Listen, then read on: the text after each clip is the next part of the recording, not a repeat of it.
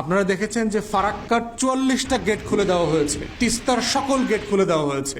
দেখবেন যে গল্পটা সবচেয়ে বেশি বলে যে উজান থেকে আসা বৃষ্টির পানি, ভারতের নাম বলে না, ভাসুরের নাম দেখবেন কোনো গণমাধ্যম বলে না। উজান থেকে পানিটা কোত্থেকে আসে? উজানে কি দেবদত্ত আছে ওরা পানি ছেড়ে দেয়? ওখানে কি তাবিজ দিতে হবে? ওখানে কে আছে যে পানি ছেড়ে দেয়? উজান থেকে দুইভাবে পানি আসে। উজানের দেশ মানে কোনটা? ভারত। উজান শব্দের মানে বাংলাদেশিদেরকে বুঝতে হবে, উজান মানে হচ্ছে ভারত, আমরা ভাটির দেশ। তো উজান থেকে দুইভাবে পানি আসে। উজান থেকে পানি আসে, একটা হচ্ছে বৃষ্টির পানি আসে।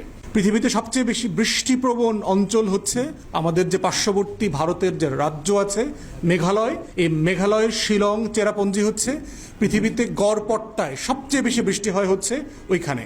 উজানের দ্বিতীয় সোর্সের পানি হচ্ছে ভারতের বাঁধ, তিস্তা নদীতে বাঁধ সিকিমে, গঙ্গার উপরে ফারাক্কাতে বাঁধ পদ্মা নদীর উপরে, চায়না ব্রহ্মপুত্রের উপরে বাঁধ, ৫৪টা অভিন্ন